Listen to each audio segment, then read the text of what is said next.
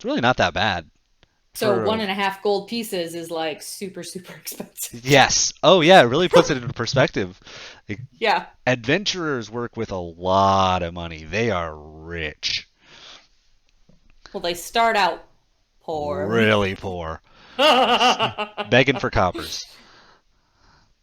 Um, But so yeah, quick reference guides. A really great place to go check out a bunch of quick reference guides is the DM's Guild.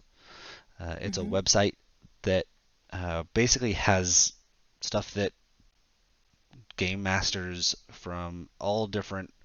um, from all different types of games, so all different like Dungeons and Dragons, Pathfinder, Palladium, Mistborn, all that good stuff. Uh, there are uh, things that Dungeon Masters have created for that. Uh, so if you guys are looking for quick reference guides, custom made modules, things like that, go check out the DM's Guild. Um, but circling back to virtual tabletops, I know that so I do a lot of things that don't have maps already made. hmm yep, me too. So like I'm not running a module. I don't have a lot of maps. Don't get me wrong. D&D Beyond makes it really easy because I can just go search a city, and if it's in a module, there's a map for it for the most part, and so I can pull maps from there. But a lot of places don't have maps because they don't show up in modules in 5e. So hmm or even creating combat maps. You know, I don't. I have to create all of my own combat maps. So what Yep. I use for that is a program called Dungeon Draft.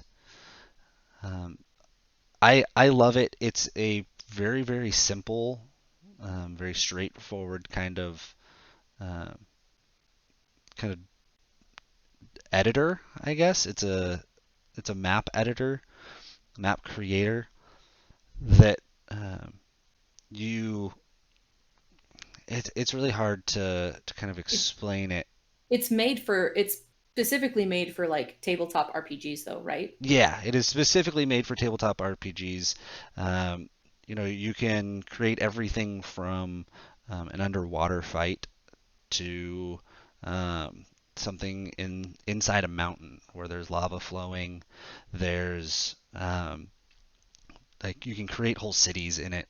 I don't ever create cities in it, but creating city fights is really So easy. so do you do it by like, hey, I need this many squares? Or do you just put in like I want an underwater blah blah blah and it just kind of populates itself? So Does that make sense? yeah, so this one you say you want X number of squares and then you have to go through and fill it up yourself. Okay. But it does have basic backgrounds to it, so Okay, things cool. like city streets, underwater, things like that. That's all things that are already in there. Um, but 2 minute tabletop has a whole bunch of additional packs and stuff. So I've got like castles that have already been made in 2 minute tabletop that all I have to do is just click and drag them into Dungeon Draft, make sure that it's the size that I want, and just have it go.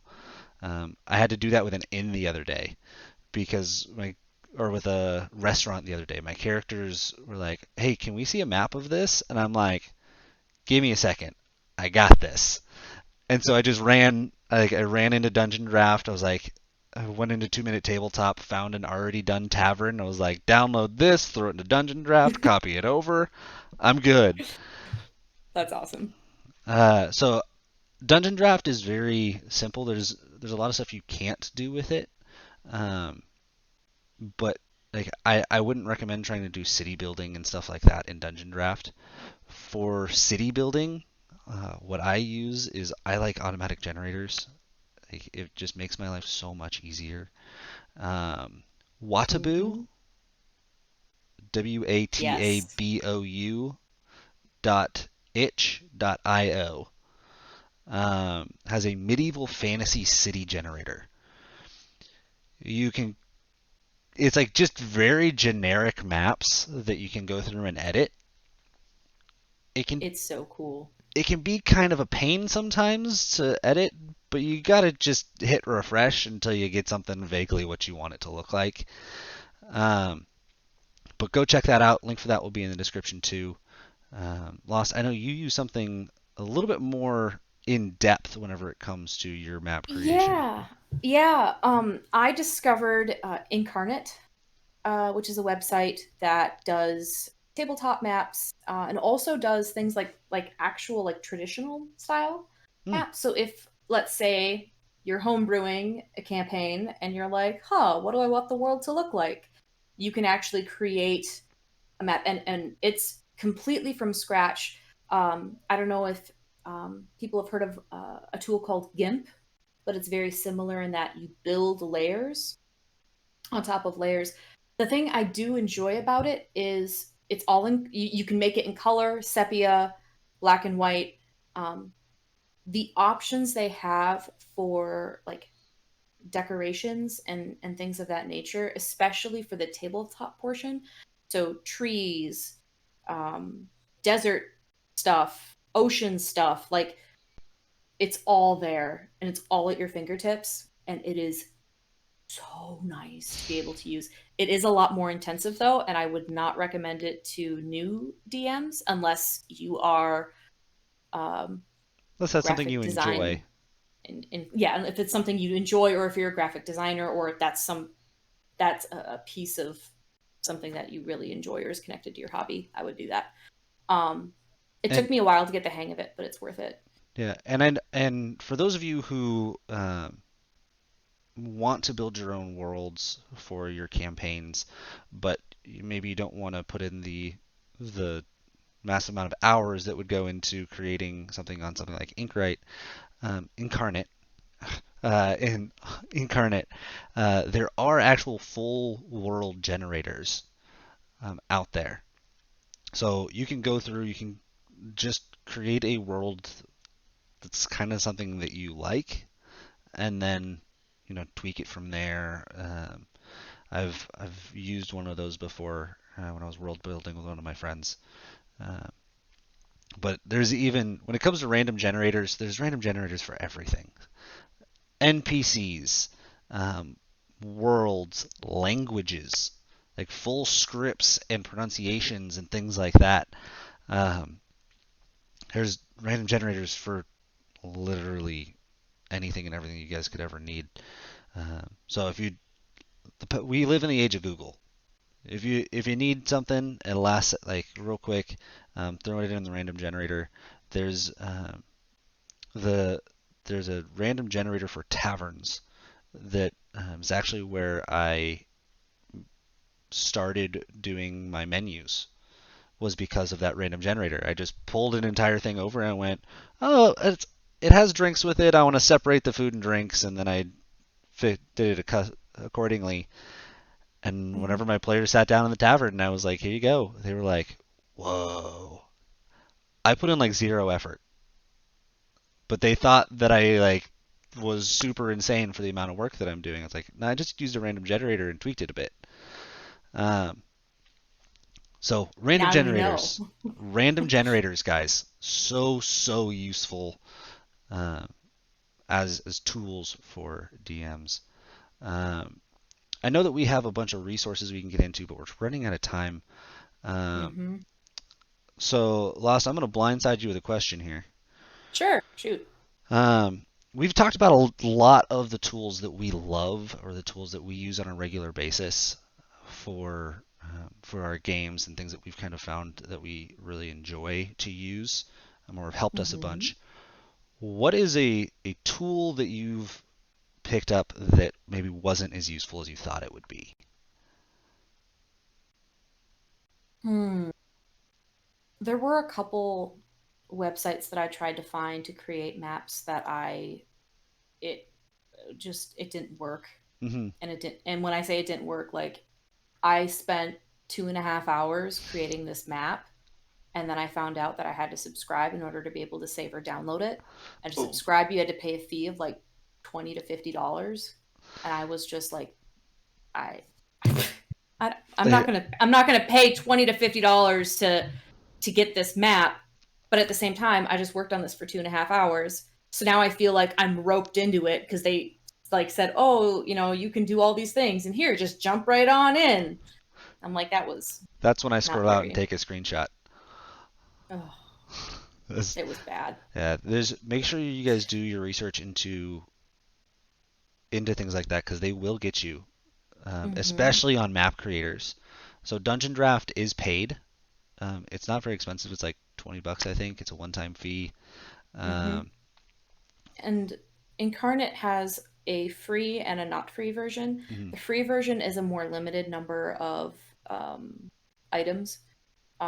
But the paid version, it's a subscription. I think it's like $2 a month or Yeah, something like that. It's not expensive. So I pay it because I like to be picky with how I build things. no, that So makes total sense. And so make sure you guys do your research into it. These are the ones that like we've both tried out a lot of different map builders. mhm. Most DMs who use map builders have tried out a bunch of them because there are things that frustrate us about the ones that we use. Yep. That we go, oh, there's got to be a better one out there, and we go and we hunt it down, Hmm. and we spend. I've spent hours going through different map builders to try and find something that I liked, um, and then I settled back on Dungeon Draft. Yeah. The other thing that happened to me um, is basically there was a reference guide that I found that looked like it was completely comprehensive, Hmm. and I was like, "This is amazing!" And it says it's for D&D 5e and all these things. So I downloaded it and I printed it. I had it and I was excited. And I had a player say, "This rule isn't right," and I was like, What do you mean? It's like I have it right here. Like I got this." And they're like, "No, look." And they had their player's handbook and they showed me. And I was like, "Wait." And it turns out there are people, and this is not to say that all people are horrible people, but there are those people who will homebrew Hmm. reference guides and won't Let you know. say that it's a homebrew. Yeah. So you assume that it already follows all those rules that D&D or any RPG tabletop has. So just Hmm. be careful and be wary of that. Um, Proofread before you use. yeah, I know. I mean, it was like a 30-page reference guide. So basically, what I did is I just flipped the pages over and used them to take notes. But Hmm. it was still really frustrating because then for that session, I had to like old school look up, whether it be on Google or whatever, any rule that people asked me about. And I was like, well, this is fun. Like, made for an interesting session. Yeah, But I mean, yeah. yeah. I think for me, the first one I already kind of talked about. The first thing that I thought was going to be super useful, but wasn't, was having everybody's character sheets. Um, like, Hmm. yeah, it's something to nice to have, but it's not my job to keep track of my characters, my players' characters. It's my job to keep them in line, but it's not my job to you know know every single ability they have. Like a certain amount of trust that has to go in there. Um, I think that uh, the other thing that I think was more I thought would be I'd use way more um, is uh, it's honestly this is gonna sound really strange, but pencils. I'm sorry, what? Yeah, so I'm literally in my drawer. I have like a million pencils, but because I do everything online, like I don't write things down virtually at all anymore. Um, I write things because I've I'm I've weird. also I've also got like um, oh here this right here. So I found online this there's this guy that like, made guides for all the tools in D&D and all like all the tools in D&D. So the smithing kit, the poisoner's kit, the alchemist kit, all of that stuff. And I was like, this is awesome. I'm going to use this all the time. I haven't pulled it out once. Like I have like entire folders of things that I don't ever use Like, Mm-hmm. I've got a whole list of potions. I've got a random book table. Like, I just I don't ever use it. Like, I forgot that I had most of this stuff. My players were in a library, and I was like trying to come up with names of random books. See, that's when you just like use Skyrim book names or something. Like, I don't know. The Lusty Argonian Maid, Volume 1. What's this book? The Lusty Argonian Maid, Volume 2. So so No. all my campaigns are in a single world, Yeah. and one of there's a book that I've had show up in almost every single one of my campaigns, Really? just because I think it's hysterical. Um, Okay. and following um, the example of Critical Role, it's smut. Um, and it's entitled 50 Shades of Green. No. Oh no. That's that's So 50 Shades of Not Okay, 50 but Shades of Not Okay, amen. But like my players were walking around and like they walked up to a bookshelf and they were like, "What's in here?" And I was like, "I don't know, books. You find smut. Why not?" And they're like, "What are the titles?" And I was like, 50 Shades of Green? I don't know. Like I've actually had to come up I've had to come up with a few different ones before. All like D&D focus. That's the only one I remember though. So I kind of like awesome. throw it in there randomly to just be like, yeah, this is the 50 Shades of Grey of Faerun is 50 Shades of Green. Oh man. Well, all right. Well, on that lovely, cheerful note, Uh, all right, guys. Well, thank you everybody for joining us for this episode of the GM's Lost Whiskey. If you're watching us live on Twitch, make sure that you hit that follow button. If you are feeling so inclined, make sure you subscribe. It really helps us out. Um, if you do that, and you'll know when we go live, so that you can always tune in here on every other Thursday for the GM's Lost Whiskey. If you're watching on YouTube, be sure that you leave a like, hit that subscribe button. It really helps us out a ton. I know that next week we are planning on posting a video on YouTube that is the two of us talking about um, rating builds. So we're going to be going and scavenging the internet for people's builds and backstories and kind of giving our 2 cents on it. yeah. And again, questions, comments, concerns, things that you guys tell us is what helps make this podcast better. So if you guys do have any questions, leave a comment on the VOD, shoot us an email. You can email us at leagueofwhiskey7@gmail.com. Or now we have a Patreon. So if you'd like to support our show, you can visit our Patreon. And we'll have a link in the description of the VOD. We also have it up right now. Um, but yeah, we appreciate you guys coming and listening. So Yeah. Also, we actually just got a an email specifically for our podcast. That is gmslostwhiskey@gmail.com. So go, if you guys have questions, you can shoot them there as well. Everybody, I'm Whiskey. and I'm lost. Have a drink for me, y'all. And don't stop rolling. Peace, everybody.